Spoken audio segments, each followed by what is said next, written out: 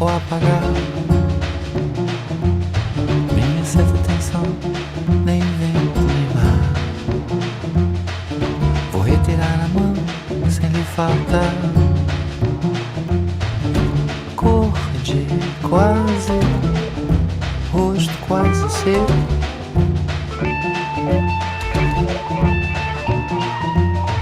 Página aberta ao sol, sombra da mão. Te endereçar ou não, carta na mão. Lamber para fechar, resguardar. Novo branco cru, sem cor nem flor. Cores quase, rosto quase seu.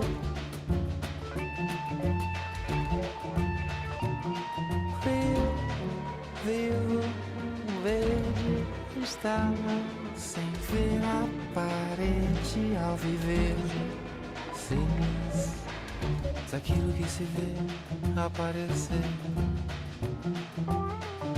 Indecifrável no desabilé.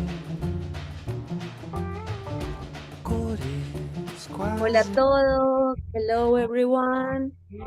We will start in 2 minutes. Vamos a empezar en 2 minutos.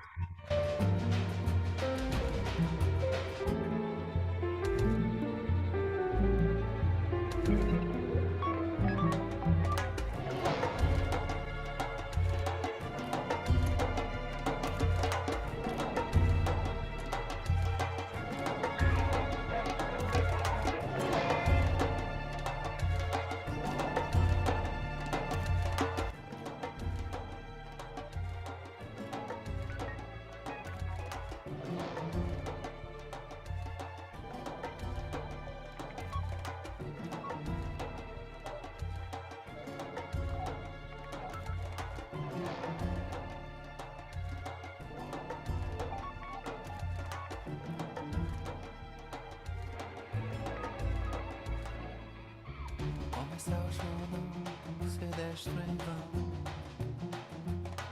Maquiar com pó ou apagar. Minha certa atenção, nem vento nem mar.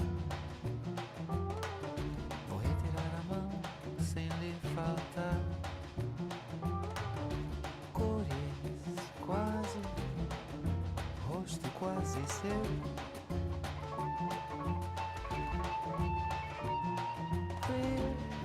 Vivo, vejo, estava sem ver a parede ao viver. Hello everyone and welcome.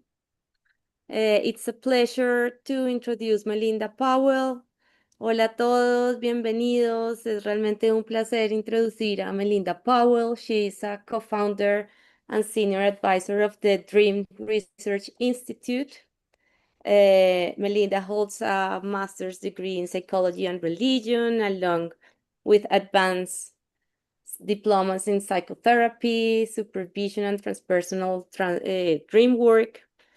And yeah, Melinda is also author of The Hidden Lives of Dreams and Lucid Surrender.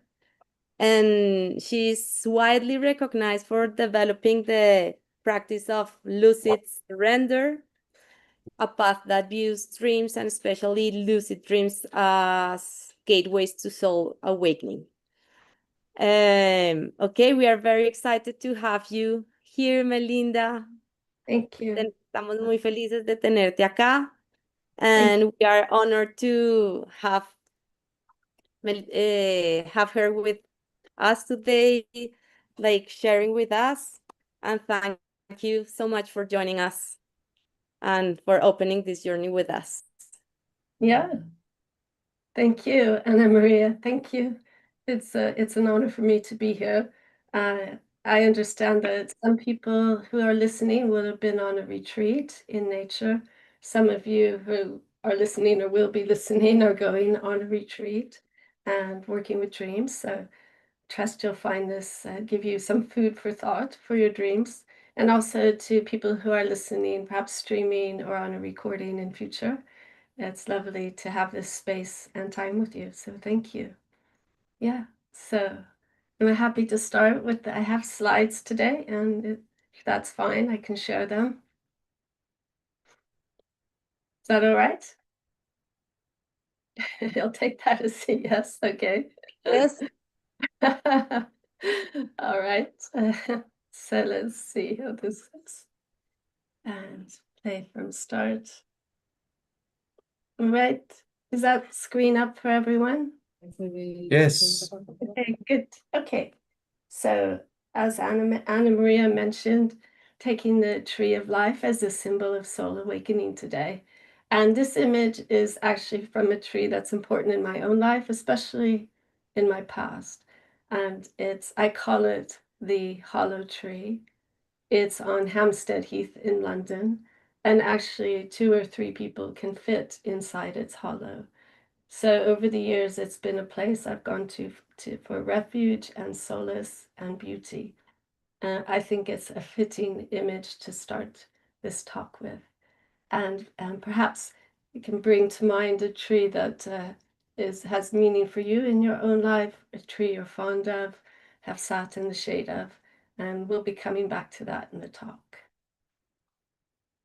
And so today I've been asked to share from my own experience of dreams personally and professionally, and to look at dreams from a Jungian perspective. And I think most of you be familiar that Carl Jung was the founder of analytical psychology, and dreams were important to him and a main part of his approach to the psyche and self-understanding. So we'll be looking at some ideas from his teachings that are relevant for us today, especially in dealing with the issues of climate crises and planetary crises, let's say. And also to give you some moments of reflection and to work on dream visualizations based on your own life. So these will be interspersed throughout the talk, but I think we'll have time for sharing at the end, maybe about half an hour at the end for sharing, but there'll be about half an hour or so of guided meditations and dream work throughout the talk.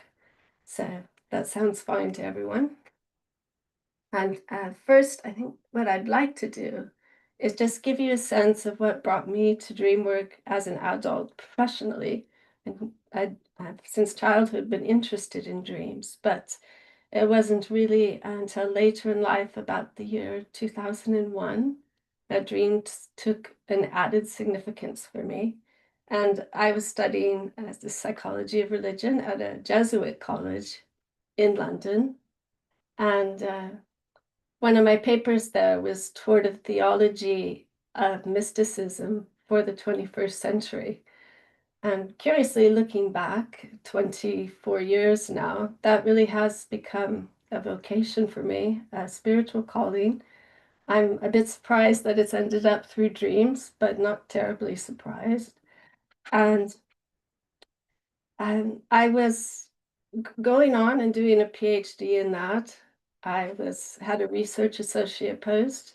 Everything was going fine. And then my lovely mother, who's pictured here, she died in 2003. And this picture was taken 2 months before her death. And strangely, the tree there foreshadowed that, her death, looking back. And she died on my 30th birthday. So for me, I'd been living abroad for about 20 years or so. And that was really, I just felt I'd lost my compass when she died. And strangely, I couldn't grieve. And then one night, I had a dream, and I'd like to share that dream with you. And maybe I'm mindful, some of you may have a loved one who died, so you can imagine along if you feel comfortable that this is your own dream as well. You're meeting your own loved one. As I'll be sharing it from my point of view, my own experience. Or you can just listen in, whatever feels best for you. So in the dream, I come to a house that's all blue, and I knock on the front door, and a woman with blue skin answers, and she leads me into the house, and I see my mother in a room. Looks like rather like this, but she's on a bed and sitting upright and looks beautiful. and well. And around her are people who I take to be the ancestors. And suddenly I become aware I'm dreaming in the dream. I become lucid. And I realize she's died and I'm seeing her on the other side. So I run up to her. I throw myself over her legs on the bed. And I tell her I love her and, say, I'm so sorry if I hurt you in any way, Mother. I love you so much. And I woke up crying from that dream. And that really released my grief and set me on a different path. It's like my research studies began to feel rather dry and lifeless. And so I was looking in tandem for something that had a bit more meaning for me. And I took up a training in psychotherapy. And this drawing of mine of a tree was the way that I expressed my grief.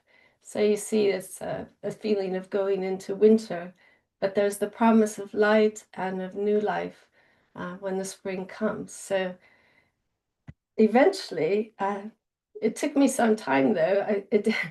It was a process to find a center where I could train in psychotherapy full time. And it was rather like a maze. And although I'm smiling here, I wasn't terribly happy at the time. It wasn't a great time in my life. But there was a real soul longing to work with people in a meaningful, direct, hands-on way. And Jung has this right line in his red book, my soul, where are you? And I think this was the feeling that was really guiding me at that time. And eventually, fortunately, I came across this training center in Little Venice, right behind Paddington. If any of you are over there, get in touch. But it was the right place for me. It was a transpersonal integrative training. And after I completed it, I started directing a counseling center called Help.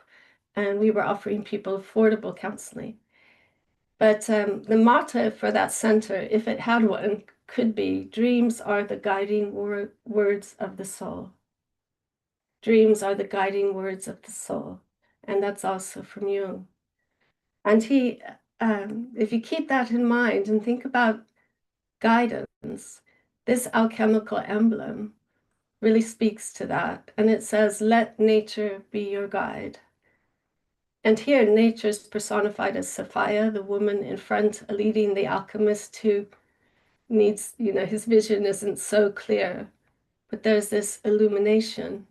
And for me, dreams are part of that illumination. So what I'd like to do here is pause briefly and give you a moment to reflect on your own life and what's brought you to this moment and the challenges, issues, or even soul longings that have brought you here today and to this point in your life. So I think it'd be good, just take a moment. I'll invite you to close your eyes, if you will. You can have them partially open if that feels better. And just taking a moment to come into our bodies through the breath, breathing in through the nose and out through the mouth. Letting that first breath be a sigh.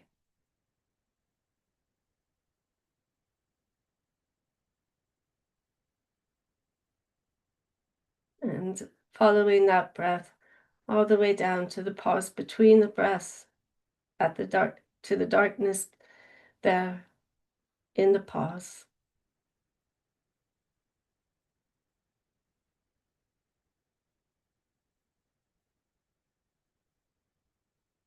And taking a moment to rest in the stillness there between the breaths.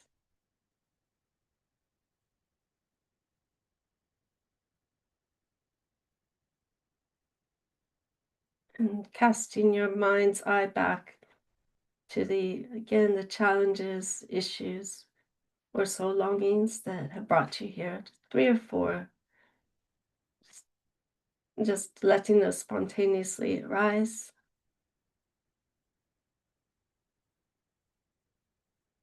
Acknowledging those.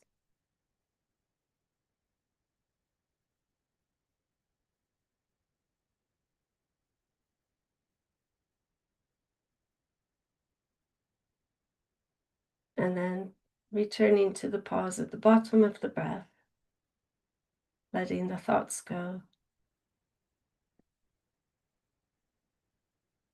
Just noticing how you're feeling in your body and being aware of the space around you and the others in the group. And when you're ready, you can open your eyes. Okay. So what I'd like to do is just ask you, take a piece of paper like this and just fold it on the vertical to keep it simple. Give you a moment to get a piece of paper. If you need one, that's fine.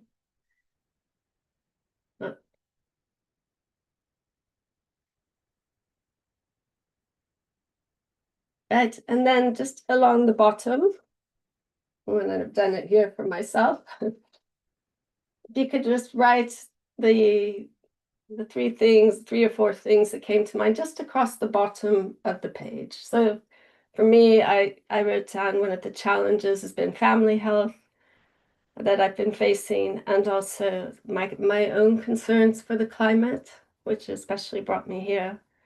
And a soul longing that I have is for reconnection, for connecting with others. So that's part of this for me. But just write them along the bottom. Don't overthink it.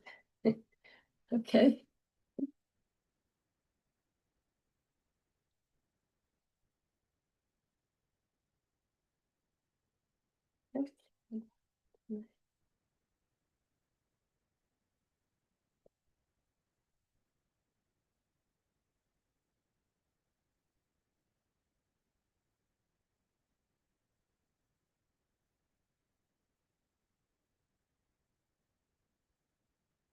Okay.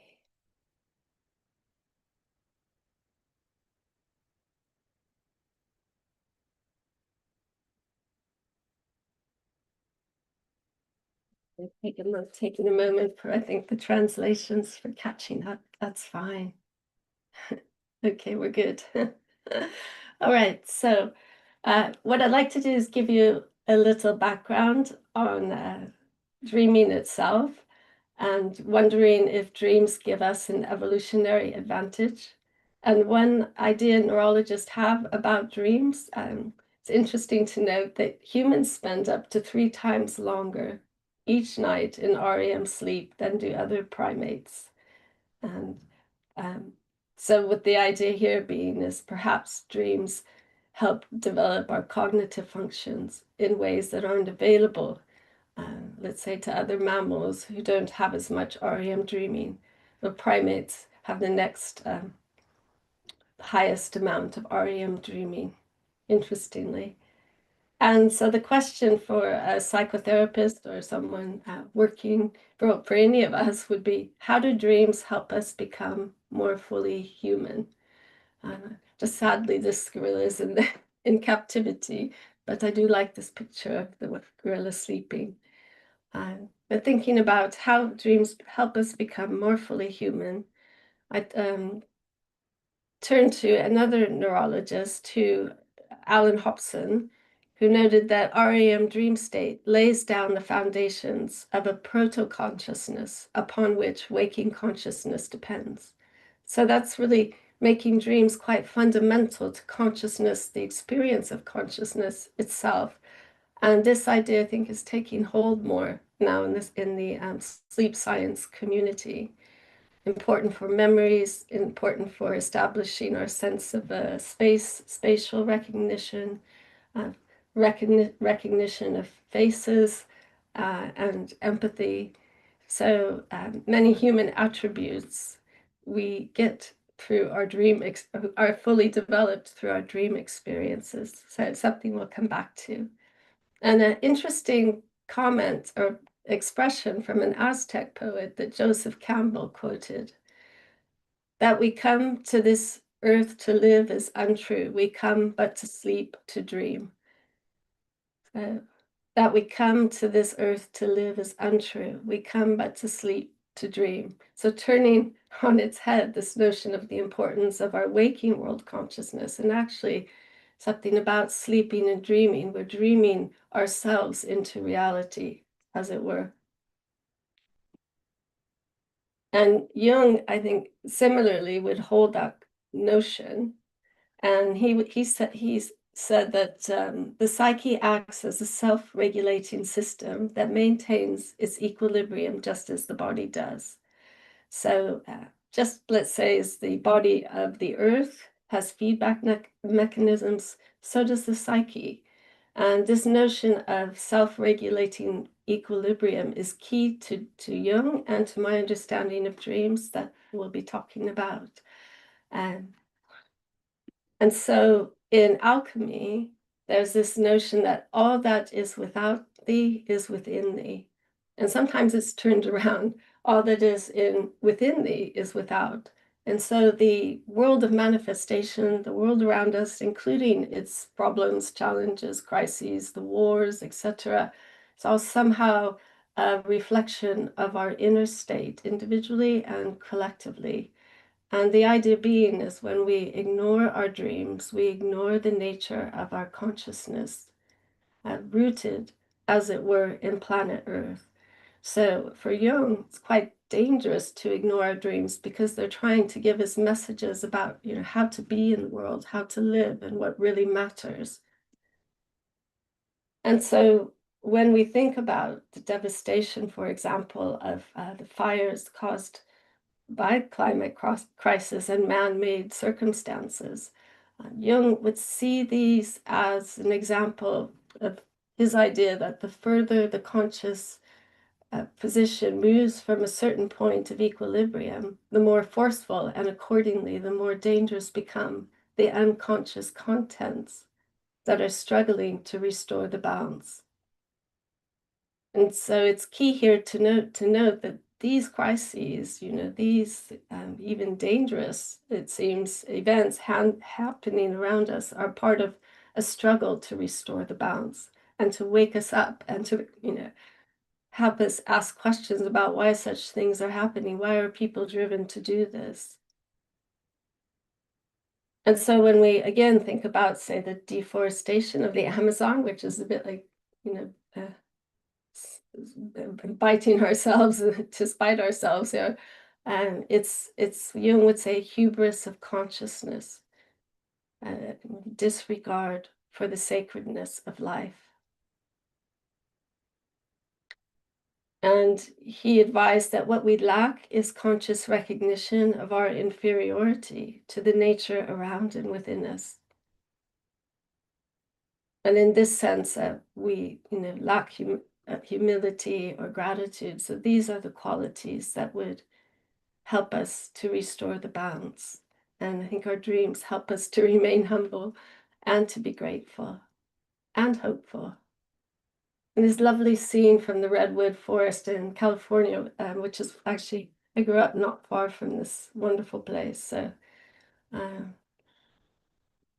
So for Jung, obviously dreams are a way of reestablishing that balance. And he said that our own drama is being performed on this inner stage of dreams. Neurologist Matthew Walker has called it biological theater for overnight therapy, which I think is a modern way to put it. And for the work we're going to be looking at, it's really helpful to think of Carl Jung's four-function model in relation to dreams and our orientation to the world. He noted four main ways of looking at the world: thinking, intuition, feeling, and sensation. And he argued that most of us individually are biased towards one or two of these, and collectively as a culture. So obviously, technological societies are biased towards thinking and this externalization sensation. So the dreams will help to put us in touch with feeling and intuition. And I know from Anna Maria that those of you on retreat are working with the dreams in this way. So it's important to keep this in mind, that when Jung talks about wholeness or balance or this process of individuation, as he calls it, this process of becoming fully human, he's talking about all these ways of being coming into balance. And I think this is important for the lucid state. I just briefly, because I specialize in lucid dreaming, and I think it's quite helpful as well in understanding dreams. What would Jung say about the lucid state? And that's when we become aware we're dreaming while in a dream. So it's important to understand that in REM dreaming, that areas of the brain associated with metacognition, self-reflection are suppressed, and our emotional centers are more active. But when we become lucid in a dream, we reach a point of equilibrium. So we have this state of thinking, feeling, sensation, and intuition, because the areas associated with meta-reflection essentially wake up, and not just to any state. They wake up to a highly concentrated, meditative-like state, akin to that of meditators in waking life. So it's an amazing opportunity within the dream space to have the experience of wholeness. And we can also have it in dream work when we're reflective in reverie and bring all these attributes of thinking, feeling, intuition, and sensation to mind. Yeah. And embodied experience. So. All right, I'd like to share a dream, a lucid dream of what I call practice of lucid surrender. And just to give you a sense of what I mean by that, it's a short dream. Again, you're invited to imagine yourself having this dream in real time, if that feels all right for you, or just to listen, right? So in the dream, I'm driving in the foothills near my home, and suddenly the car speeds up and I can't control the steering wheel. I start to panic and I look out the window either side, and there are these beautiful wind catchers. And for me, the wind is spirit. And so I become lucid and aware that I'm dreaming within the dream. And so I decide that I'm going to surrender in the sense of trusting the dream and allowing the dream to unfold, which is something Jung taught in the dream work. And what happens is the car speeds up and crashes into the hillside and bursts into light, and the dreamscape falls away and gives way to this luminous darkness. And I find myself as a point of awareness in this darkness, wondering if I've died. And I choose surrender. I would describe it as taking a meditative stance, choosing to wait. And then I become aware of a healing, intelligent, loving presence in this darkness. And unfortunately, then I woke up. But over the next decade, I had many hundred such experiences. So I did learn how to sustain that experience in that radiant darkness, and how to stay present to the forms that emerge from it. So just to give you a taste of what I mean by surrender, but essentially it's aligning the egoic will with the highest will. And this is Jung's transpersonal idea, but applied within the dream. And also you could see in that dream, I'm using Jung's active imagination. For those of you who aren't familiar with it, and you've probably worked this way at some point in your life, but he described it as a method of engaging soul to heal and transform the personality, and a state of reverie between sleep and waking, which is rather like a lucid dream. So you think of this dreaming on a continuum of consciousness. It's just a different expression of consciousness, a different way of being and thinking in sleep. And the imagery is treated as an objective reality with a life of its own. And this is quite key. So one is respectful towards the imagery, and wait then and engage in response to the image. So that's the surrender, is waiting for the image to take the lead. I think some of you on the retreat, you worked with a flower, Anna Maria said, letting it speak to you. Yes. and engaging respectfully in that way. And we'll be doing a bit of dream work like this shortly. And then it's important to externalize the experience. So, I'm giving talks. Jung created this beautiful red book. So there are different ways to bring that experience into the world. And again, this can be in dream work in the waking state, or it can be done in the lucid dream consciously. Okay, so I'd like to invite you to do a brief visualization and having this notion of a tree as the structure of the meditation.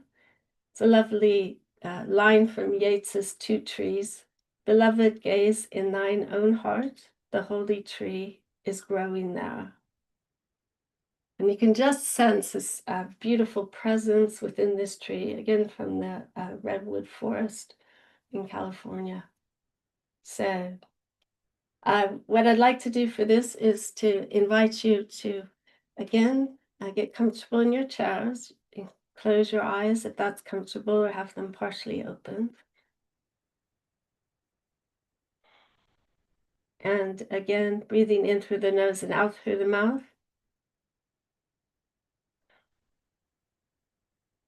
Allowing the breath to settle with the out breath.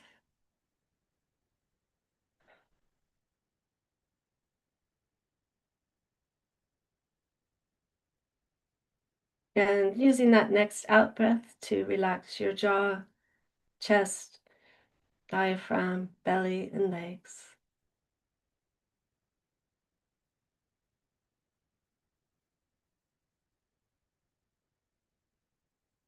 Returning your focus to the darkness between the pauses at the bottom of the breath.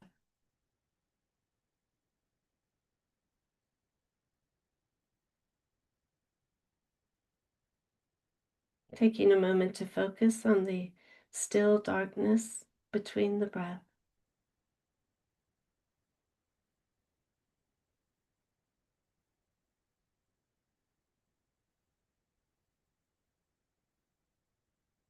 And into that darkness, I'll invite you to call up the image of a tree that's important for you, just opposite you. It can be the tree on its own or in its natural landscape. Or you can use the tree on the slide, whatever feels right. Standing a few feet away from that tree, giving yourself a moment to appreciate its qualities.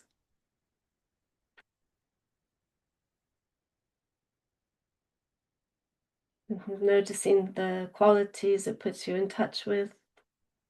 Might be the strength of a pine or the grace of a willow, the solidity of an oak, whichever tree you've chosen.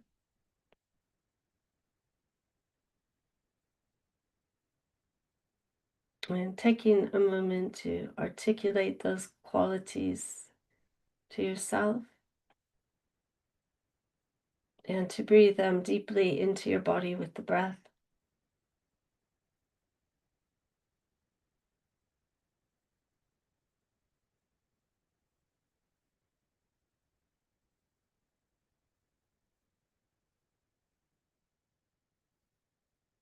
And if it feels right for you, I'll invite you to imagine stepping into the form of the tree to experience its consciousness and what that puts you in touch with.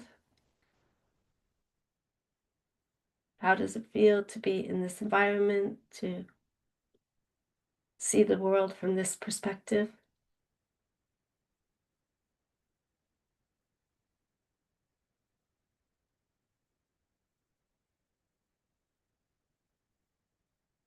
To be rooted in the ground and to be raised up to the sky for your branches.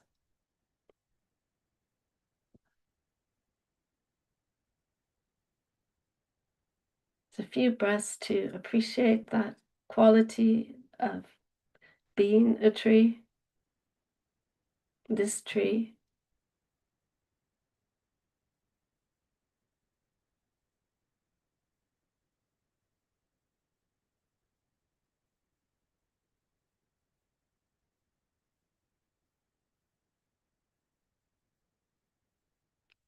And then with your next out breath, I'll invite you to, in your mind's eye, step out of the consciousness of the tree. So you're again viewing it from standing opposite the tree. And taking a moment to thank the tree for its presence and allowing the form of the tree to dissolve into the darkness at the bottom of the breath.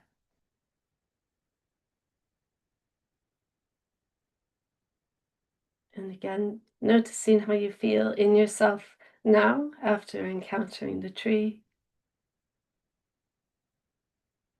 And becoming aware of the chair supporting you and the space around you. You can open your eyes. So I'm going to ask you, take a minute and on the paper that you had, where you've written these words at the bottom, I'd like you to go ahead and draw the tree that you imagined along the central axis. It can just be a sketch, it doesn't have to be fancy. I'll show you the tree that I drew. It's an oak tree, but it's hard to tell. So the words are in the roots, and I've just made simple sketching. And along the left here, I've written the 3 qualities the tree put me in touch with. And that for me, it was strength, a sense of timelessness, and rootedness. So just the 3 qualities the tree put you in touch with. So draw the tree that you encountered.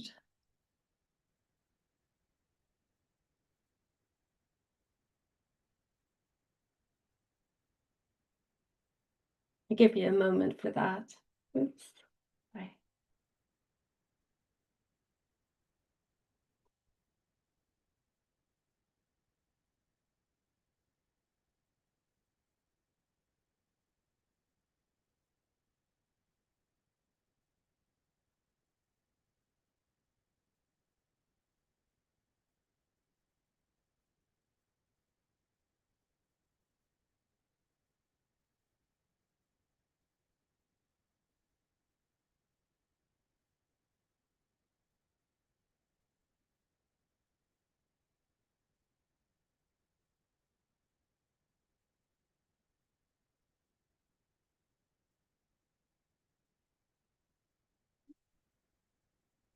Yeah.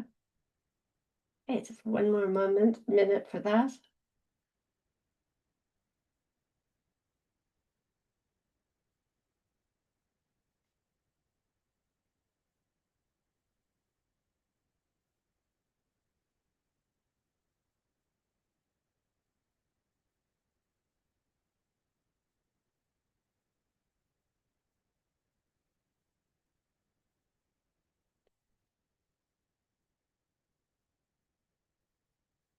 Okay. And again, remembering to write down that next to the left side of the tree trunk, the 3 qualities the tree puts you in touch with.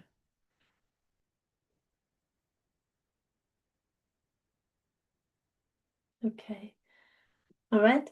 So this is an example of active imagination in real time. And it's a way also of working with dream imagery. But again, treating the imagery with respect, allowing it to develop in its own way rather than forcing it into a way of being and expressing gratitude towards it. So now I'd like you to take this tree and overlay it, if you will, on the next slide. No, let's see, just bear with me. There we go. And this is an alchemical emblem, and it's a way of a quick overview of Jung's alchemical model. But first, noticing the illustration, these lovely 4 spheres, which are representing the 4 major stages of Jung's alchemical process. And what might strike you about this immediately is that these spheres are above the water, just floating on it. They're somehow in the world, but not of it. And there's this a flame. It's a little hard to see, but there's a singular flame going up through all 4. And the bottom sphere is a black one, and then white, and the third one is gold. golden, and the fourth one red. And so Jung saw this as an expression of the way the psyche evolves, rather like a tree. He also used the tree as a symbol of his individuation process. But this black sphere being associated with tenebrositas, the darkening, or our personal psychology. So, we're working through unconscious contents, trying to bring our patterns, unhelpful life patterns, into our awareness so we can change them, and allow space then for the albedo, which is the new dawn, this lightening in the personality, and light as illumination and understanding, and also this equipoise, the equilibrium that Jung was talking about. And his language would be, this is our soul nature, our individual creativity and the gifts that we bring to the world. And then Citrinitas, the yellowing, having to do with our spiritual nature, having to do with our spiritual capacities and the qualities of the spirit that we bring into the world. So the more refined ego, that's in alignment with that highest will. So the ego is in service of the soul, rather than the other way around. And then this rubedo coming back into manifestation. So bringing what we learn from our inner world, our inner nature, and our dreams into the outer world. So that's a very quick overview. I think many of you will be aware the alchemists were pursuing how to turn lead into gold. And to share this cartoon, I quite like it. One alchemist says to the other, well, the sooner we get all this lead turned into gold, the sooner we can go home. So it can be a longer term process. Obviously, there are detours. It's all part of the learning. But it does take time. This is an inside view of the hollow tree. And you can see here time leaving its mark. So it's just a reminder of that, to be patient with ourselves and patient with others. And what I'd like to do now is kind of shift gears and look at how how Jung's alchemical model and alchemical imagery and processes emerge in dreams, what's typical of those 4 different stages I talked about. And I'd like to use this lovely philosophical tree, which is again a representation of the great opus, the great work, individuation. And here, if you imagine those 4 stages have been broken down into 7. And you see some traditional alchemical emblems, the energies of the sun and the moon, the sun, the world of manifestation, the moon, the inner world, the soul. And we have the king, psychologically, the ego principle, and the queen, who is, again, that more subtle and soulful nature, representing that in personifications in medieval alchemy of the energies of the sun and the moon, respectively. And then on the left, you have the alchemist, who is teaching the adept. And the tree is growing next to the waters, as Jung saw them, the waters of the unconscious. And the 5 stars representing the 4 elements, earth, water, fire, and air, plus the quintessence, that mysterious 5th substance. So what I'd like to do is just go around that tree, and starting with the raven on the skull. And if you think about this as a stage in our life when we're caught up in the dream, whether it's in the dream state or the waking state, we're really, Jung sometimes use the expression the living dead or sleepwalkers. And in the Gnostic tradition, you get these terms too. So we're just kind of driven by unconscious complexes. We're not really conscious of why we act the way we do. We're just guided by what's happening immediately around us. And dreams at this stage, often there's a sense that we're caricatures of ourselves. And I took this image from the Crystal Palace in 1856. They brought this beautiful redwood they called the mother of the forest, which sadly, ironically, they had to kill to exhibit it. And I think it's kind of an example of how it is when we're out of our natural environment, we're trying to do things to please other people. We're not really in alignment with the natural aspects of ourselves. And this tree here represents that. The one good thing that came out of this is that in America, they decided to preserve the redwood forest, or at least some of it. So that's the way it often works. Something good comes from the dark. The light comes out of the darkness. But dreams at this stage, often there's a sense of lostness. I'll share this dream from someone I worked with.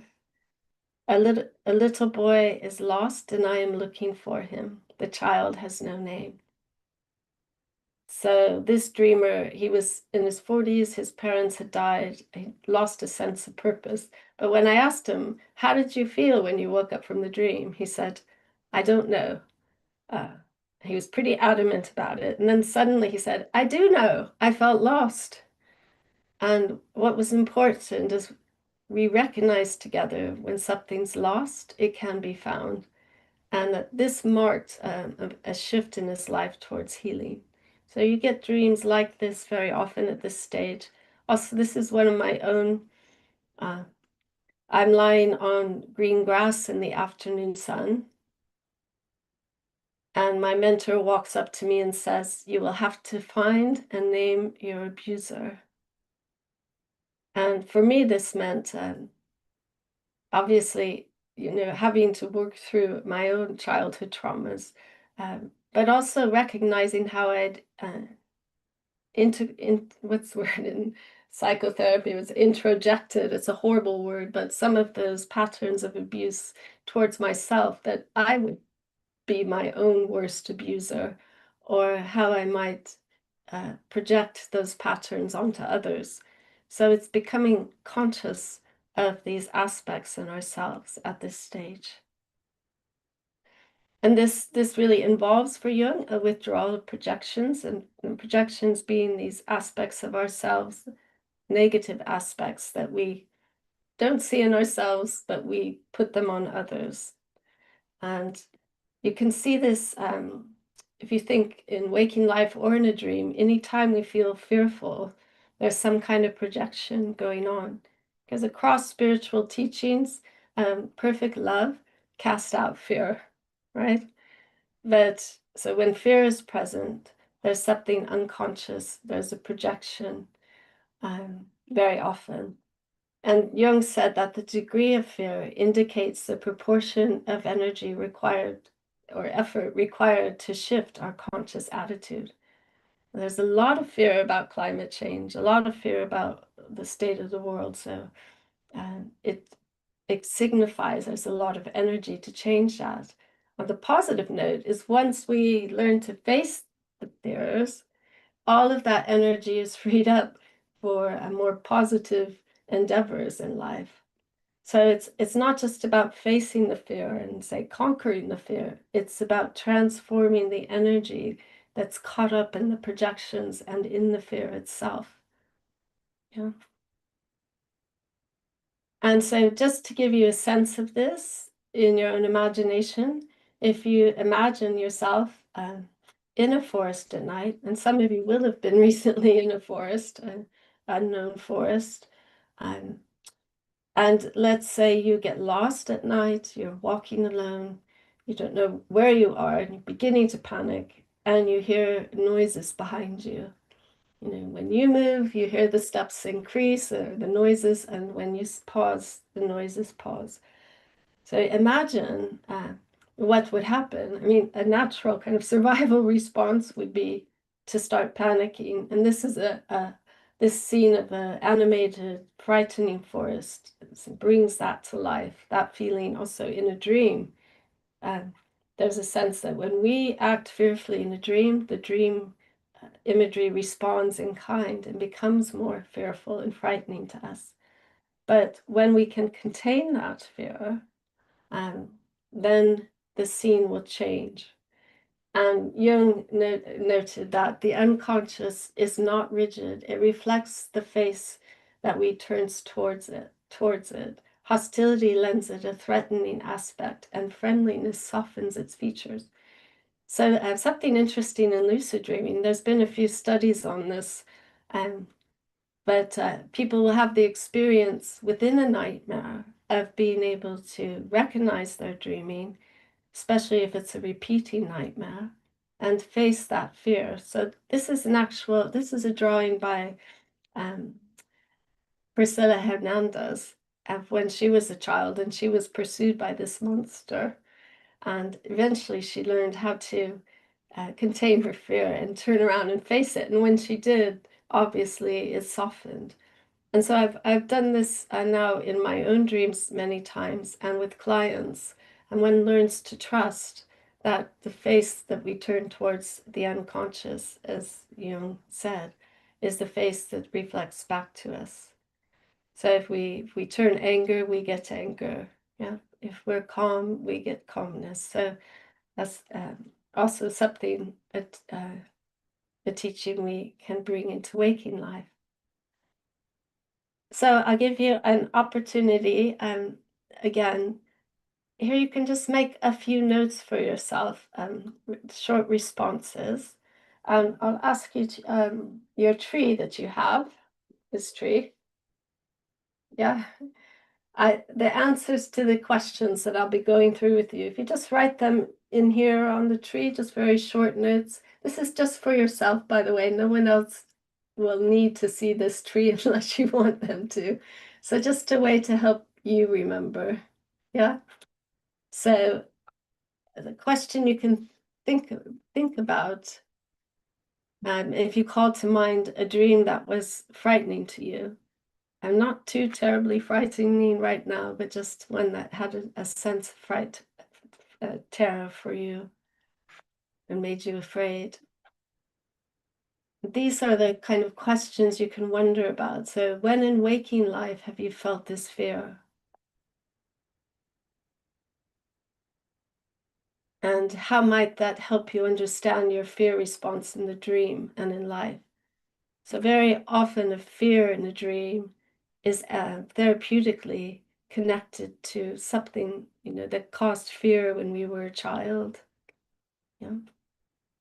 So there's some kind of trigger in the dream that sets off that fear. So were there instances in the dream when you wish you had acted differently? And if so, how would you have wished to act rather? So thinking about that for the dream that you've called to mind. In retrospect, if you were able to contain your fear, how might you have acted differently? And what might have happened if you hadn't responded fearfully? I'll just give you a moment or two to think about that for yourself. And then just note down a few responses there on your tree.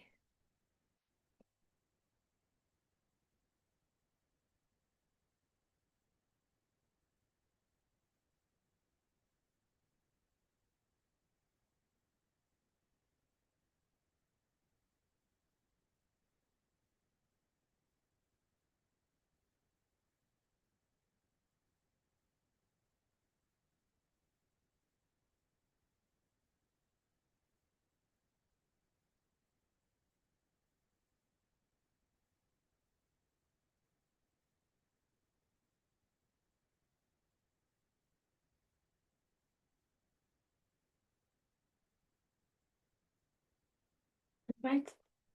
And so this is actually something I do with my dreams in the morning anyway, even if it's not terribly frightening dream. One thing I notice in dreams is how often do we ask a dream character we don't know their name? Simple things like this that we don't do in dreams, that when we do them, they change the dream dramatically. And similarly in waking life, if there's a person you don't know near you, if you ask them their name and introduce yourself, the energy shifts. It becomes more relational, more reciprocal. So again, this is what's happening within the dreams, and when we think about them in the waking state, or if we're lucid and think about and act that way within the dream. So just developing a lucid perspective on facing fears. All right. So moving on in this philosophical tree or tree of life, is now the raven is being pulled up by these two doves, and it's a kind of state of surrender. It's allowing itself to be taken. And for me, this is separating from ego consciousness to bring that soul nature into awareness. So we're moving into albedo. And the feeling, the presence in these dreams is more a sense of two souls touching, as a client of mine described it.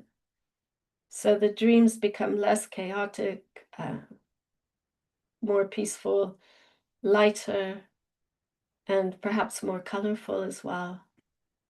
And the imagery more friendly in that sense.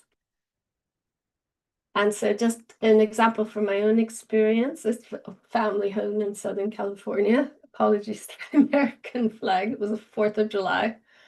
In my dreams, this house would be a place that I would find hard to be in. It would be dark or frightening, or the chaotic, lots of clutter. And as I worked therapeutically learned how the family dynamics had shaped my experience as a child, how I was repeating those dynamics in my own life. And then the house started to appear renovated, less cluttered, and in lucid dreams, illuminated with light. So I came to understand that out of that crucible of the family life, both the good and the difficult aspects of it, it's all brought me to where I am now. So this is very, you'll commonly see this. Jung saw the house, the family home, as an image of the psyche, or a building as the image of a psyche. It could tell us a lot about our inner state. Those are my brothers, by the way, Carrie and Steve, and my parents. Right, so an example of a lucid dream, that's a typical, let's say, this albedo stage. It started where I'm lost on this freeway, and I think of this kind of imagery as an image of the busyness of the mind, and I think to myself, oh, these are my thoughts. This is my negative feedback loop, and I become lucid, and with that, the dreamscape falls away, and I am taken across this luminous darkness into this pearl of light. And the light has a loving presence. It's very calming, very holding, very containing. And I also would like to share this light. And so this is more typical of the feeling of dreams of albedo, putting us in touch with our nature. And I quite like this image because it's this idea that the tree, in spite of the hard places in life, we continue to grow. And these shape us in very kind of intriguing ways that might be unexpected. So, and that's going on here, now this transformation where the doves are carrying the crown. It's the union of the subtle body and this experience of the subtle body in dreams. But for the alchemist, it's a kind of royal marriage. We have the energies of the sun and moon embodied in the queen and the king. Here they're equal, that equilibrium, complementary as their garments suggest. And whenever you have this marriage, and especially the royal marriage, something new is born. And you see that in this stage as well. It can be so people will have this experience in a lucid dream in meditation, or in, say, controlled use of hallucinogenics at this subtle body of light, And that feeling of union with the subtle body is here expressed through the hermaphrodite of the king and queen. And they've got the wings of the celestial consciousness and the sense of being able to fly and to master our fears, the mercurial fears represented by the snakes, and to contain them. But as I mentioned, when the royal marriage happens, something new is born. And here the energies of the sun and the moon unify, create a new life. And in dreams, very often, this is the divine child aspect. This is our grandson, one of them. And just thinking about this, it could be an infant or a young toddler or an animal that's very young. Could be a plant that's new and fresh and beautiful, or a landscape that's just come to life. So what I'd like to do is take about 5 minutes and do a meditation on your own dream that involves a presence that's similar to this divine child presence. Again, whether it's a human form, animal, vegetable, or landscape, yeah, whatever that would be for you. And just an opportunity to revisit that, the feelings associated with the divine child presence. And if for some reason you haven't had a dream like this, in waking life, I'm sure there's a person or an animal or plant that's put you in touch with these qualities. So a dream image, if you have one, and then if you don't, then taking it from waking life. All right, so again, I'll invite you to get comfortable in your chairs and close your eyes. Yes. We'll have a guided visualization. So again, following the guidance. Now close your eyes fully or partially. And breathing in through your nose, out through your mouth.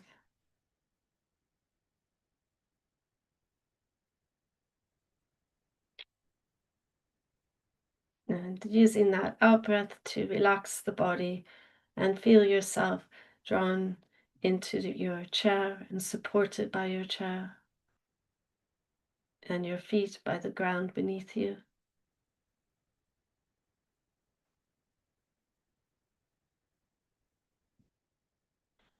And following your next out breath to the pause between the breaths at the bottom of the breath.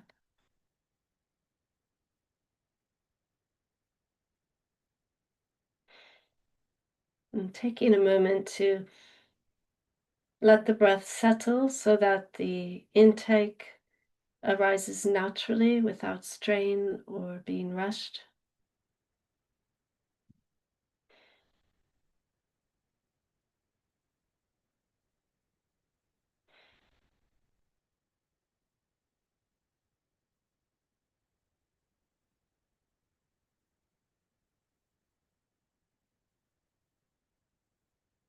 And taking a few moments just to rest in the darkness at the bottom of the breath.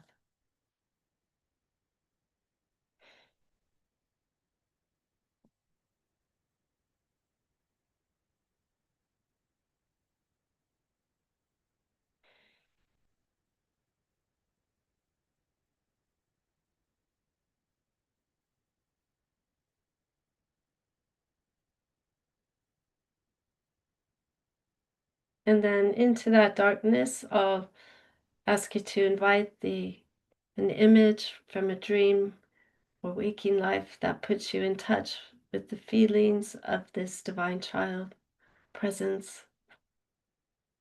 Just allowing that being to appear opposite you in the darkness. And as with the tree, taking a moment to simply regard this being, this presence. Notice how it feels to be in its presence again.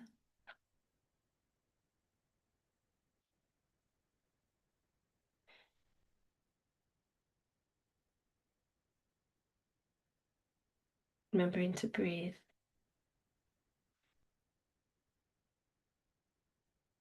And articulating for yourself 3 qualities this presence puts you in touch with in yourself.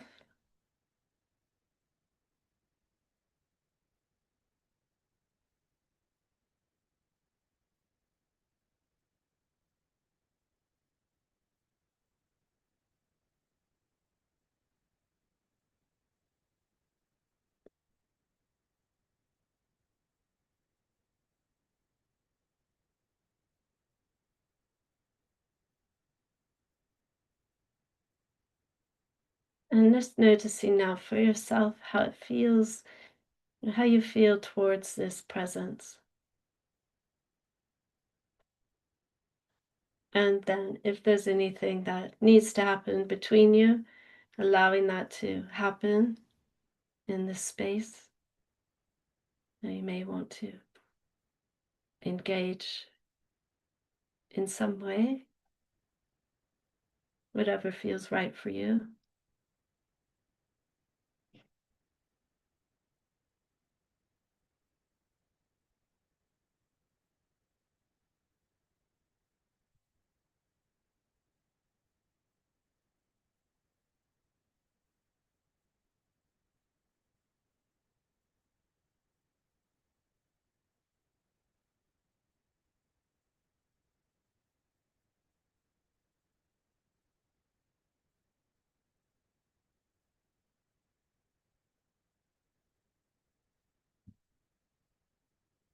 Just another moment or two together.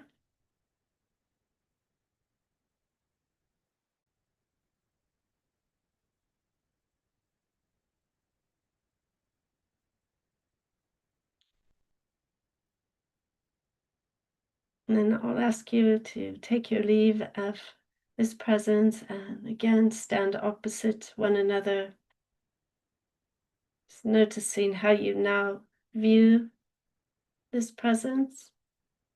And that you might understand it differently than the first time it appeared in a dream or in waking life.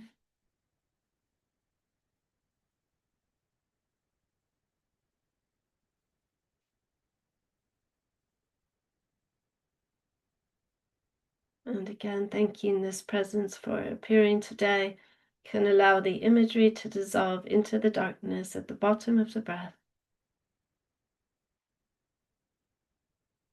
Taking a moment to notice how you feel after this encounter.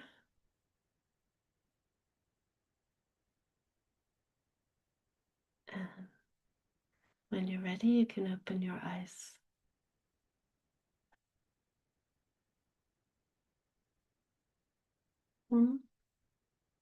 Okay, so as before, I'd like you just on your tree and just note down the 3 qualities that this being puts you in touch with. For myself, it was a baby boy, and I have ideas, brightness, and energy. Just whatever this divine child presence put you in touch with, get added to your tree.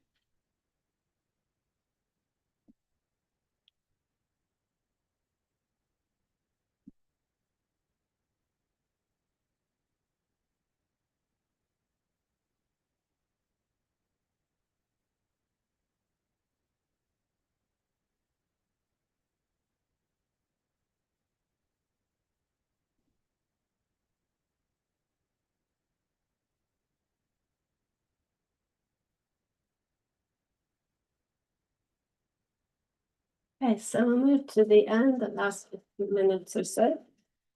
All right. And here, moving on towards this growth of the soul tree. So these the seeding of the psyche with these new qualities of the divine child, and now also the spiritual realm. And the feeling here is Jung described it as an upsurge of life. That for me, that this is an image from a dream that I had where I felt myself become a tree, much as in your visualization. But I think the image conveys the feeling there for me. And then this unicorn with the rose bush and all the lovely colored blooms as an expression of a union with our spiritual nature, an experience of that. And it's again the seeding with the spiritual capacities. They're coming into focus in our dreams and in our waking life. Sometimes in alchemy, this is also described as a peacock's tail. So these wonderful colors, this illumination. And in dreams, the imagery might be archetypal or more mythological or more light-based or purely color-based, especially in lucid dreams. And there's a sense of this numinosity in the dream, numen meaning of the gods, of this presence of an intelligence, consciousness larger than our own. And I wanted to just give you a moment or two to think of a dream, that image that you felt was quite numinous for you, quite spiritually important. And it's like on a different piece of paper, you can take a few minutes and just sketch that out for yourself. It would be important as you draw it, if you have colors, to use the colors within the drawing. We'll give you about five minutes for that.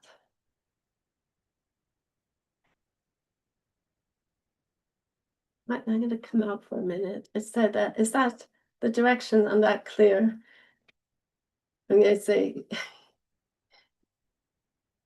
yeah. No, just.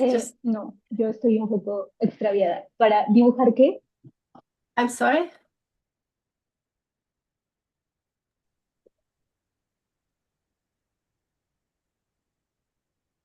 Yes. I thought I'd give you a moment to just take a dream image, to draw an image from a dream that had a spiritual importance for you. Just the image. And if there isn't an image from a dream, it could be simply an image from waking life that has spiritual importance for you. But just to spend time with that image and put yourself in touch with the qualities of that image. Just a different way to do it. Yeah, I saw a thumbs up, so I think that means that's all right. Right.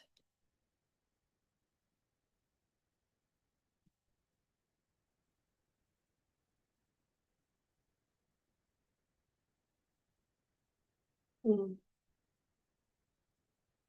Mm.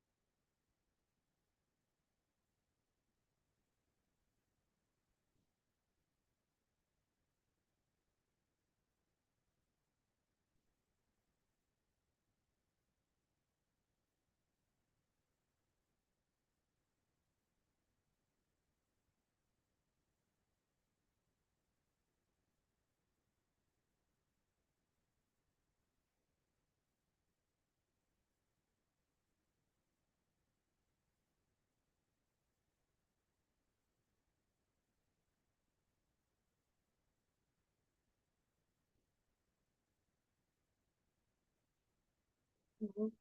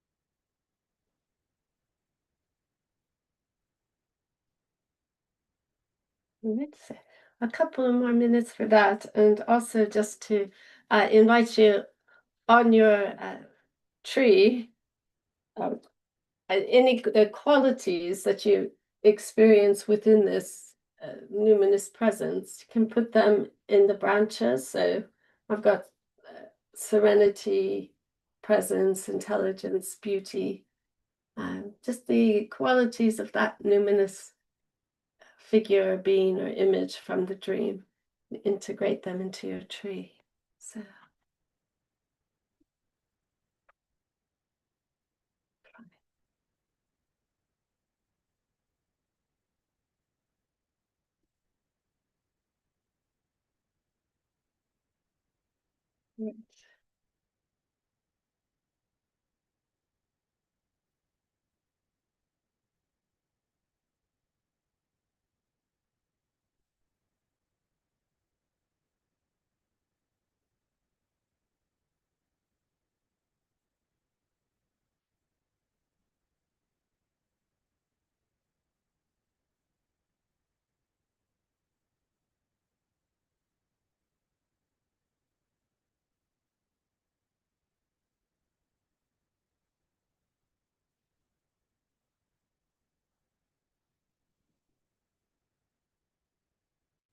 right. Okay, so I'll ask you to stop there. There's an invitation to go back and spend more time, especially in if you want to color it or finish it off. Just a different way of working with the imagery, and maybe at the end, some of you be willing to share what you've drawn. Tell us about the imagery. All right. So, am I back in on the screen share? Is that working? Thumbs up. Yeah. Just Yes. okay, thanks a lot. Excellent. Okay, so just continuing on then, in terms of why this matters, why does it matter to have a numinous dream, or to spend time with our dreams and treating them as sacred vehicles of illumination that we can gain understanding from. And something Jung said really fell into place for me in terms of understanding the importance of this. And that's work that mundo común is doing in terms of working on the inner world to heal the outer world. And Jung said that the real therapy, as he observed, is the approach to the numinous. And inasmuch as we attain an experience of the numinous, we are released from the curse of pathology. So it's this approach to the numinous and the experience of it that brings healing. And you might think for yourself, there's a very numinous figure, initially can seem quite almost frightening and overwhelming, but I've found in working on my own dreams and with those of others, and working therapeutically, that as we practice containing our fears, even for the numinous, then we're more able to contain them and contain the power of this numinous energy. And so this lovely medieval embroidery is an expression of that. And it's really an expression of the crown of thorns here in the Christian tradition, actually being the spiritual tradition being a container. But the maiden has, as it were, tamed the unicorn. So she's harnessed this spiritual power that's held within the numinous imagery. And this is also a very important alchemical practice and a Jungian practice. And again, why is it important? There's this lovely book, some of you may know it, The Awakened Brain by Lisa Miller. And she's a neurologist and looking at, as she calls it, the neuroanatomical foundation to relational spirituality. It's a bit of a mouthful. But it's very interesting, the studies that she's done and brain scans, and just saying for her as a neurologist, working imaginatively with clients, that this awakened brain for her has this sense of oneness, connectedness, a love of neighbor, as self, adherence to a moral code, a sense of altruism, care for others, and importantly, practice of an embodied spiritual practice. So for me, that's the dreams and the dream work. And I just thought it was interesting that as a neurologist that she'd focused on these qualities, and these are the qualities I feel the dream work lead us to. So ending up here, the new life, the sense of resurrection, this is Sophia-like figure, not terribly well drawn, but you get the understanding of the imagery. And this, I think, this idea from the tarot of coming into the world, and this the individual as balancing these energies, embodied earthly instinctive energies and the celestial sphere, and this greening of the spiritual capacities in the world. The greening of the spirit, that's an expression from Hildegard von Bingen, medieval mystic. And for me, it's also this sense of we belong to more than ourselves. So always that sense of being held and in humility and gratitude. This wonderful oak, I live in England now, and it's from a nearby forest. It's over 1,000 years old, and that's me there, dwarfed by it. So you have that sense of that expansiveness of personality and all that this tree has contributed to the environment around it. And for me now, I feel that hollow tree I introduced at the beginning brought me a lot of containment and, as I said, refuge during a kind of more chaotic part of my life. But I think now this tree, I feel, really speaks to me as an embodied presence in the world. So a point again of the alchemical stages is this coming into rebedo, coming into new life. So again, the ego in the service of soul. So you can think of these as flowers or fruit on the tree. For me, in my life, briefly, it's meant setting up the DRI as a Center for Dream Studies in 2011. And it's now run by Dave Billington, and we have a Dreamboat podcast if you're interested in learning more about dreams. But this was really important, that came out of my own dream experience and working therapeutically with clients. And also, I've written about dreams, but I struggled with allowing myself to write because I felt, how can I write when the world is in such a crisis? What can dreams do? And I got an answer in a lucid dream. I was taken to see this beautiful planet that was obviously experiencing climate change. It had beautiful mountains, but there was no snow, and there was obviously smog patches everywhere.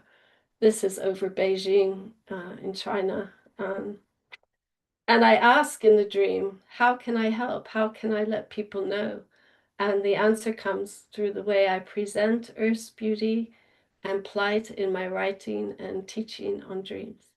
So that's part of my vocation. And that's why, I was really pleased to get the invitation to share here, and just in admiration of the work that you're doing. Yeah.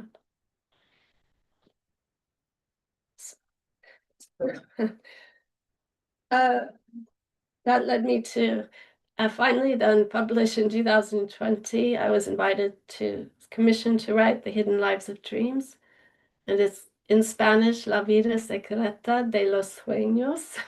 Yeah. And The Lucid Surrender will be published by a Wunderkammer press in Spain in 2026. And that's Sueños Lúcidos, el viaje alquímico del alma. No, so you don't have to translate that. It's a little break. I also recently published Dreams My Mother Taught Me, Lessons in Lucid Dreaming from Beyond the Grave, about how my relationship with my mother continued after her death in my dreams, and what I learned from her. I felt she initiated me into a deeper understanding of lucid dreaming. And I haven't had her in a dream for many years now, but I asked for a dream last night for some encouragement today. and she actually appeared in the dream. I didn't realize she had crossed over until she smiled at me. Lovely smile. I just felt very encouraged by that. And then I woke up. But anyway, there's that. And also locally, I mean, in my youth, I did a lot in nature. I thought I'd be a ranger, forest ranger. I hiked in the Sierra Nevadas and spent a lot of time in the deserts of California and Utah, Nevada, Arizona. But anyway, here in more domesticated England, I'm part of a group called Green Dots, and we restore so-called no man's land. Interestingly, there's land here that no one owns, mostly along streets or edges of churches or between properties, and we've been planting native wildflowers and shrubs, so many tens of thousands of those. So I'm really honored to be part of that. And then just recently, I was watching a documentary about Sebastião Salgado on YouTube, of all places. Werner Herzog, direct produced and directed it, maybe you know it. I didn't know he had created this Instituto Terra, but on his family's farm that had been degraded, and I couldn't get a picture of before and after, but there was nothing there. They were denuded, those hills. They were just no water, no rain. And anyway, they've planted 3.3 million native seedlings, and they've have 2.3 thousand acres in recovery. And I just thought such a wonderful living example of what people can do. It's amazing. So the last activity is just a moment for you to think about the fruits of your own tree of life, just the stage you are now in your life. What you would describe as fruits in your life might be family or work or just the retreat that you were on. I think some way that you feel that you've contributed, or that you feel that the spirit is moving through you, expressing itself through your own life. So I would consider these the fruit of dreams. All right. So take a moment. You can for yourself in your tree. You can just be here with me.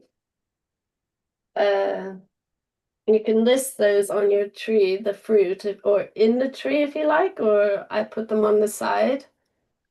The family, the DRI, the books, and green dots, for example. So these are things I feel come out of my dreams. So then the idea is this is your tree of life, kind of thinking about it.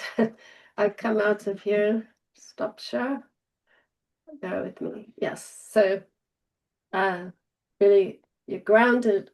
These three attributes, whatever they might be, are also helping to keep you grounded and rooted in life, and thinking about the fears that we work through, this expression of our soul nature coming into being, and also then these spiritual qualities that we're learning to contain and express in the world as fruits. So, all right. That's there. Yes, there is half an hour for questions, more or less. So, questions, or if anyone's shared to move to share rather about their own experiences in any of the meditations or in a dream, or just questions about dreams. So be nice to hear someone's voice beside my own in any language. Really. Okay. Thank Okay. you, Melinda. Thank you very- so much, Melinda, for opening this beautiful conversation with such depth and generosity. And gracias, Melinda, por abrir esta conversación y por compartirnos con tanta profundidad y generosidad tu conocimiento. Entonces, pues nada, nos gustaría entonces abrir el espacio para preguntas. Creo que Wendy ya levantó la mano. We'd love to open the floor now for any questions or insights. And we have already Wendy that wants to share something. Yeah. Wendy, go ahead. Sigue, Wendy. Hi, Wendy.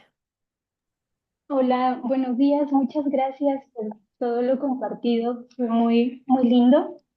Y bueno, vinieron como muchos recuerdos de los sueños y muchos pensamientos. Y no tenía una libreta ni hojas, pero tengo como muchas servilletas en donde estuve haciendo los ejercicios. Y, y se vinculaban unos con otros, pero quiero empezar por... yo bueno, tenía como 14 o 15 años y entonces empecé a tener sueños astrales, pero yo no sabía qué era eso y entonces me daba mucho miedo y me asustaba mucho porque yo me iba a dormir y de pronto me estaba parada en la esquina de mi cuarto y me veía durmiendo a mí misma y iba para despertarme y no me podía despertar y me angustiaba mucho y entonces era una sensación muy extraña y me daba mucho miedo y entonces cerraba los ojos y yo decía, bueno, voy a cerrar los ojos porque esto es un sueño y entonces cuando los vuelva a abrir ya me voy a poder despertar. Y entonces los cerraba y los abría y seguía así desprendida como viéndome dormida y no podía como poder regresar a la realidad y era muy desesperante. Entonces eso provocó que me diera mucho miedo ir a dormir y que me diera mucho miedo soñar. Entonces hubo varios meses en donde yo me pellizcaba el cuerpo para no dormirme y me daba mucho miedo ese momento de ir a dormir. Y entonces creo que después se bloqueó como esa, no sé cómo se llama, habilidad, capacidad.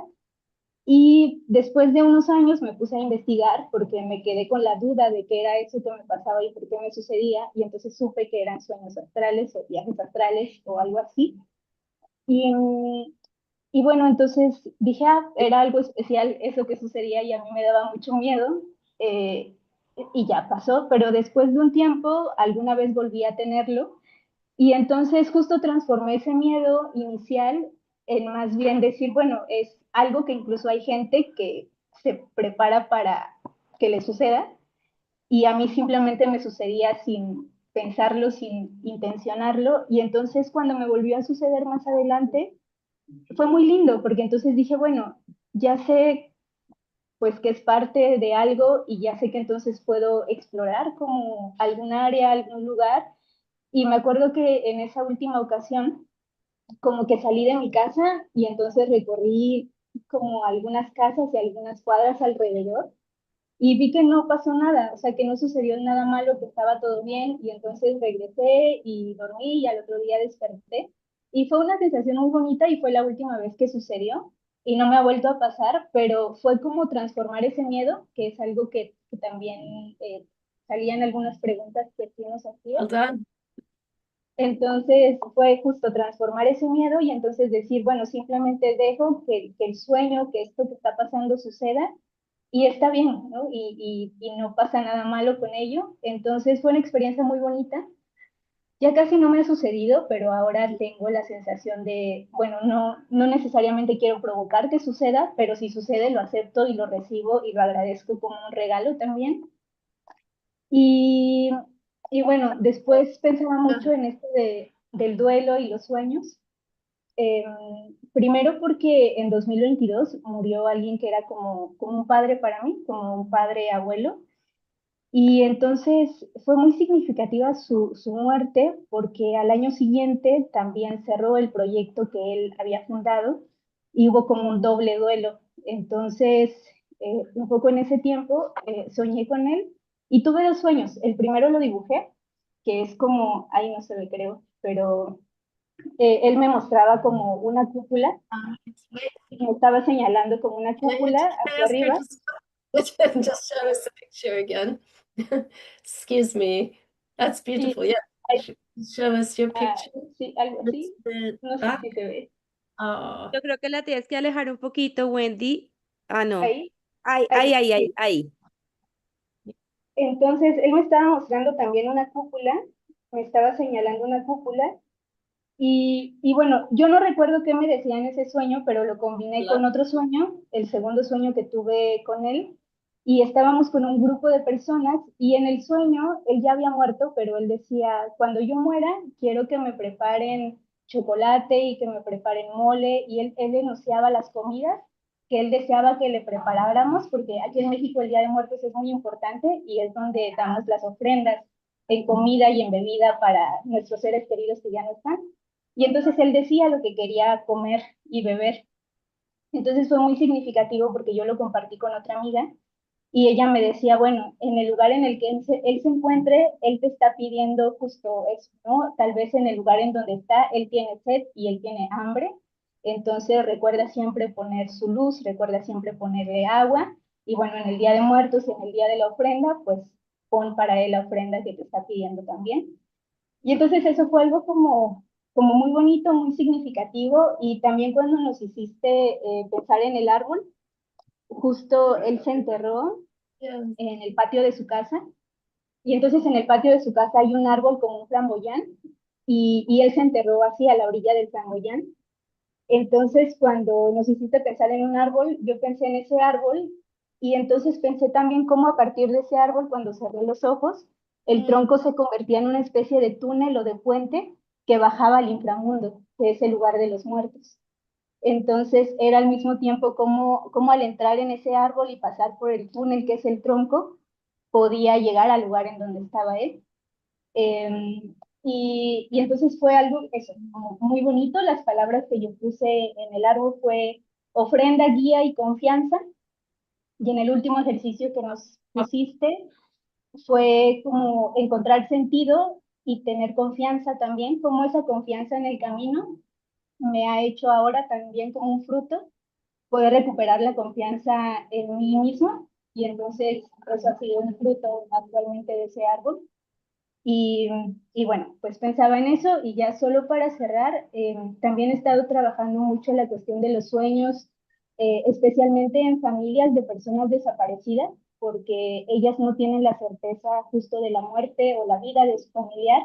Y entonces muchas de ellas cuentan cómo sueñan a su familiar y cómo en esos sueños a veces logran despedirse, a veces su familiar les dice estoy bien, pero no puedo regresar. Y entonces, como ese sueño es una sanación también para ellos. No tienen respuestas por parte del Estado, no tienen respuestas por parte de ninguna institución ni de nadie, pero el sueño es un lugar en donde encuentran esa respuesta. Entonces, pues, no sé, quisiera ver también mucho más lo que has escrito desde el doctorado, porque es un tema en el que me gustaría trabajar también después, explorar más los sueños como un proceso de sanación pasando de la justicia a la sanación, porque son familias que en estos casos no encuentran justicia, pero puede haber una forma de sanación, quizás a través de ese mundo onírico. Y bueno, muchas gracias por todo. Thank you. Thank you. Wendy, you disappeared. Come back. It's a picture. Thank you. There you are. Thank you for sharing. Thank you for sharing, yes, about your childhood experience. I'm glad that you reconnected with that gift, really. And for sharing about your abuelo, was it? Yes. Yeah. For sharing about the tree and the dreams and the feelings that you had for him. Yeah. It is in the shamanistic tradition. I'm sure you're aware the tree is like an access point where they go into the underworld, right? And in a way, doing dream work with people as a guide, and it really working in shamanistically, for soul healing, and going with them into that their unconscious experience in the dreams and what that means. Yeah, I think, to me, those experiences are really speaking of that.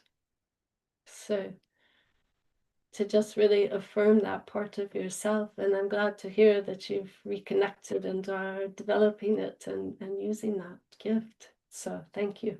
Yeah.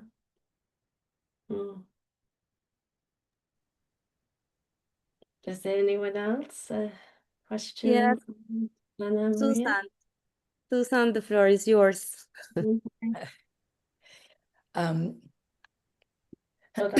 Melinda, thank you. Bigger. Sorry, my thing, I don't know why the computer does that. It makes me grow big. I live in California, in the land of oaks and redwoods. And what was first is a connection when you put in the visual of the trail and the rusted car, I have hiked that trail. I know I've been there. I want to thank you. I feel like I just had a survey course. I revisited my art history, with all of the European references, but also Western culture. My childhood dream was the witch in the closet, and of course, come to find out, I'm part witch. But that was why do we have a culture that does that to us? And also the culture that makes us scared of the forest. Again, I can only speak to the Western, the European, and of course, later in life, I've opened up to other cultures. But whether it's the grim fairy tales or the forest was a scary place, a dark place. And for those of you who are filmmakers, if you haven't and you ever get to San Francisco, there's a Disney museum, not of visiting the theme park, but actual Walt Disney's evolution from the very simple animations to what we now know as Disney movies, when they were moving into more frames and more sound and more color and more nuance. They would do scenes that had the forest sort of come alive, but in a scary way. And my understanding of walking through that museum, I don't think they were consciously thinking, we want to make the forest scary. It was all about the technology. Ooh, what can we make this medium do? And they were inadvertently spreading the fear of forest, which is absolutely heartbreaking to me. And so I think what you've shared is you are inside that culture, healing that culture, but it also sounds like you've been outside it as well. And I, have an experience of lucid dreaming with a tree, but while awake. I was on a lovely retreat. I was invited to do a self-portrait. You trace out your body, and without even thinking about it, other people were using other images. I did a self-portrait as a tree, and I was right in the middle of starting chemotherapy, and I was losing my hair. And it became a healing tree for me. And so at the level of the personal healing, I really resonated with your invitation to use the tree.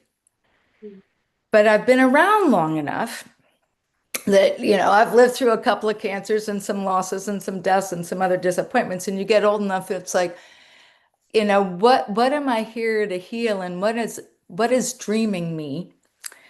And that's where I went back to the self-portrait that came through me in a lucid dream. And there were the hints of the mycelial networks that you referred to. And there were bugs. And there were spiders. And so I want to reflect back to you. You did this extraordinary thing of helping us think through on the individual.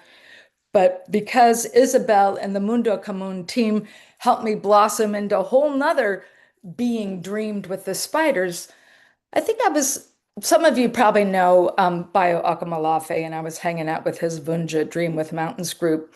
And that's where I first learned that spiders have REM sleep. And maybe y'all have talked about that, and I just missed that session. And my understanding is the web is dreaming what the spider is to do. So we spiders are being dreamed by the web. And so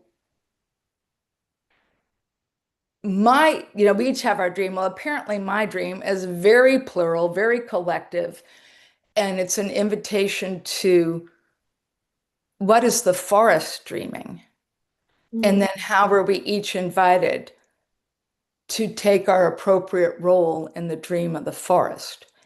And as you talked about the green dots as a living example, that's a collective lucid dream of healing no man's land. And I'm just curious what you've encountered or felt about being dreamt by the forest or whatever, being dreamt by the meadow, being dreamt by the river, but the collective dream.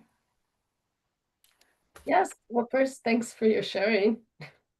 And also about your cancer and your vision of the tree and, your background, some of your story. very, very powerful.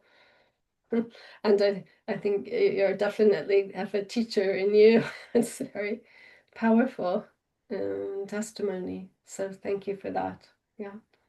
And yes, I mean, it is on behalf of the collective. I agree. You know, I think it was Bernard Herzog also, he made the Cave of Dreams, didn't he? Mm. You know, that these something is being dreamed through us. Yes, absolutely. And that's what I mean when I say we're being seated by this invisible realm, or you call it the dream web or whatever, you know. The invisible realm is seeking to be known. It's like a hidden treasure. It wants to be known and revealed. So the dreams are helping us they're mirroring things back to us about ourselves, our personal psychology, but also, you know, the capacities, creative capacities, and the spiritual realm, the invisible realm. And don't have to be asleep. As you said, you had your lucid vision while you were awake.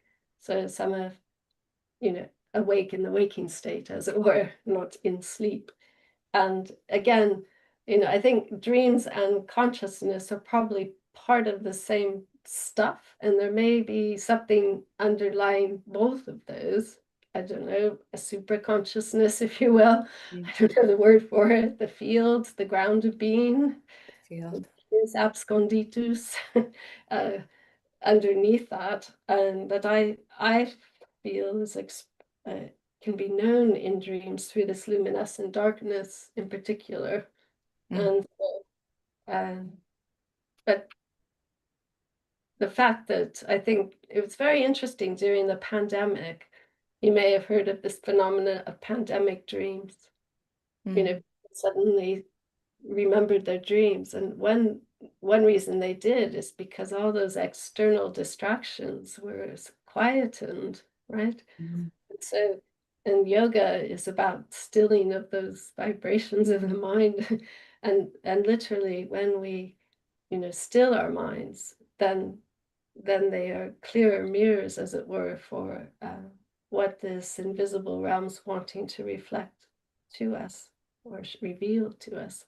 And so, yeah, Jung had he often asked, you know, am I dreamed, or am I being dreamed into being? Who's doing the dreaming? And he had this wonderful dream where he was walking down a country road at the top of a hill. There was a little church. And, you know, he went into the church, and where he was expecting to see an altar and a crucifix and all of that, there was a yogi in meditation. And he had this, the meditation, a yogi had his eyes shut.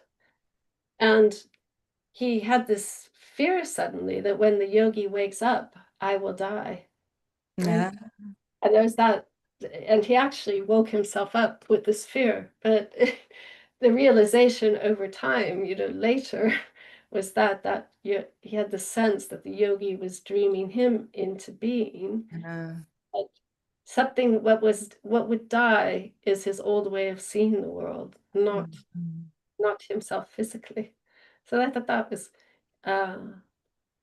I think, and he had a similar experience where the yogi had his own face. So it's a very interesting meditation to imagine that in oneself,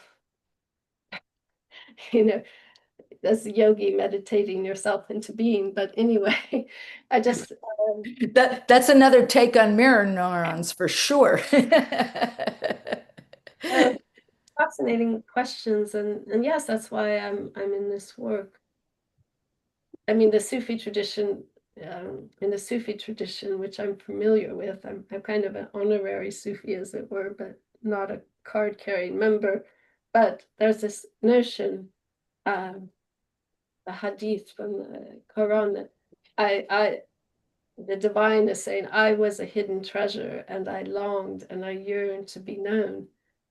And that I, you know, is that hidden God, but also that spark we carry in ourselves also has these, like, you know, hidden treasures. So Thank you. I see there's 2 more hands, so I will just say thank you so much for the response.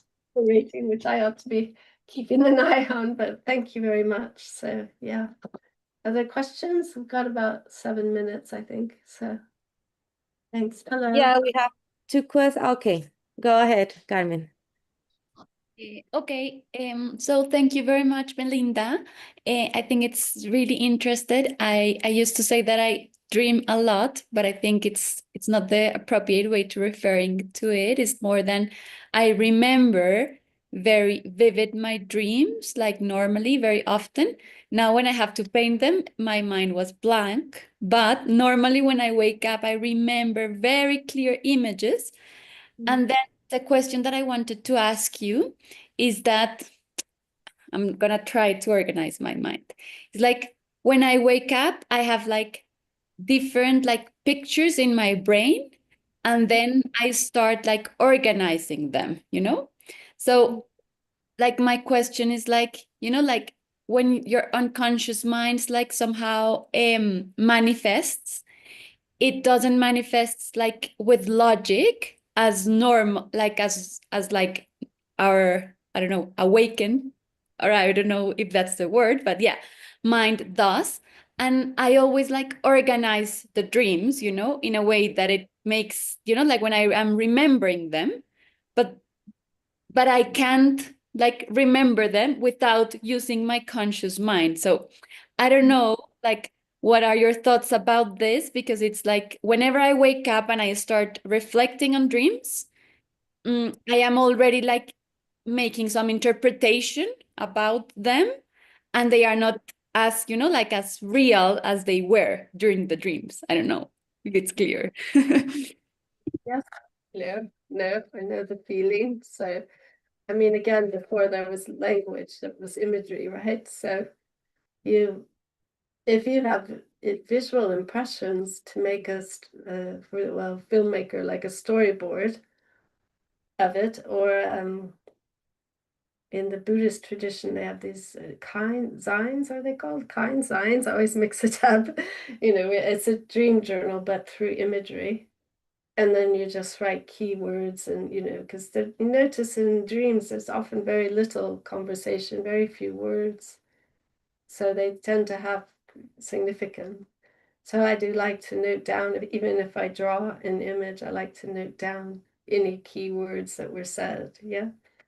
So if that's your natural way of remembering is imagistically, then you can stay true to that as your first way of recording it, and then doing your best to honor it and how you translate it into language. So that's helpful. Right. Thanks for the question. And there was one more question, and then we'll wrap up. Yeah. Hello. Well, my name is Tasha. Do you hear me okay? Yeah, but I'm trying to find you. There. Thank you. Hi, Tasha. Thank you so much. I mean, you have such an incredible, everything you're saying, but also the way you shared everything is so tender and beautiful and so easy to receive. And I just I thank you so much for what you shared, and like the others shared. I'm very excited to dive into your bodies of work because I want to learn everything. My question is about, I have a feeling that I remember my dreams, but they're very like, as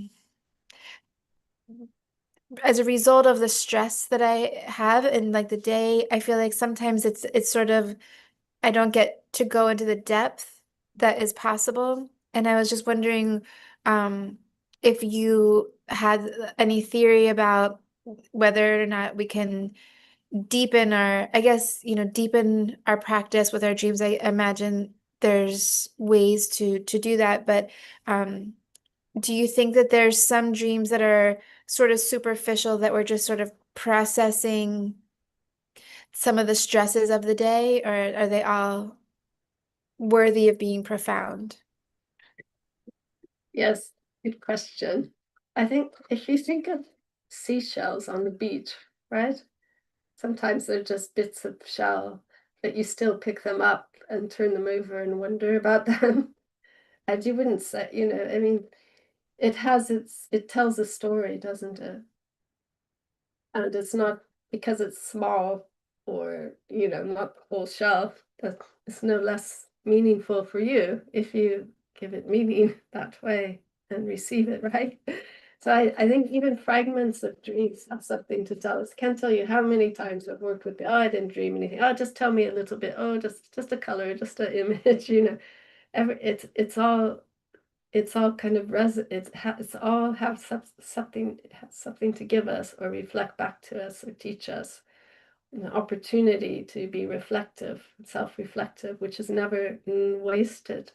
So I wouldn't discount those, just spend time with them. But just briefly, quickly to say, I think that the pre-sleep hygiene, if you will, is important, to take time, get off the devices, don't have the phone by the bed, don't go back to it first thing in the morning. Get yourself a cup of tea and spend time with your dreams and how you felt. I think Anna Maria, those of you on retreat, was helping you get in touch with the feelings. If you ask yourself one question, it was, how did I feel when I woke up? How does that feeling relate to how I feel now, to my past? Is it a feeling that's holding me back? Is it a feeling I need to get in touch with to be more relational? Is it a feeling that can inspire me somehow to move forward? So there's a lot one can say.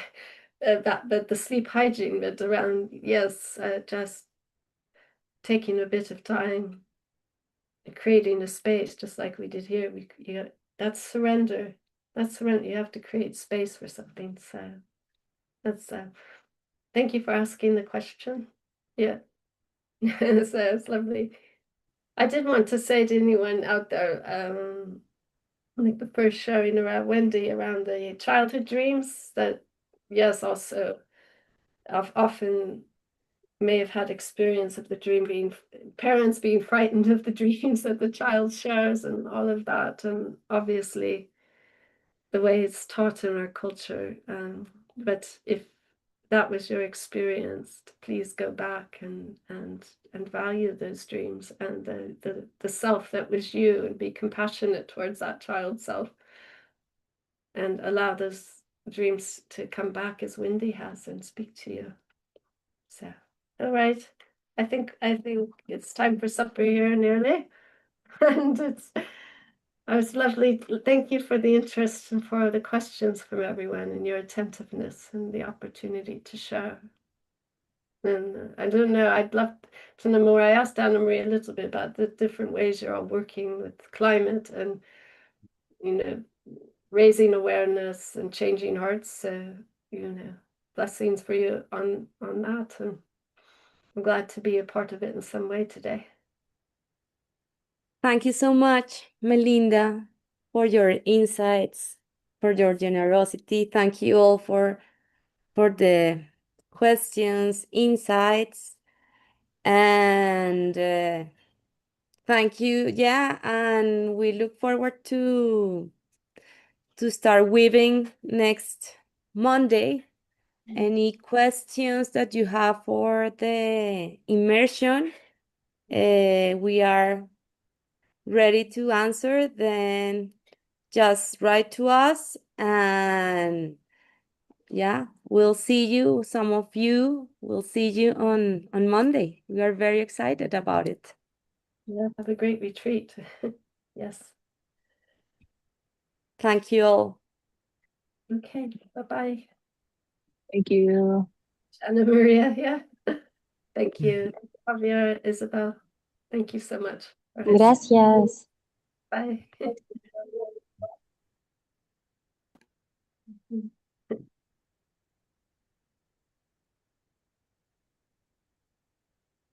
Yeah, thank you. Okay, I'll say goodbye.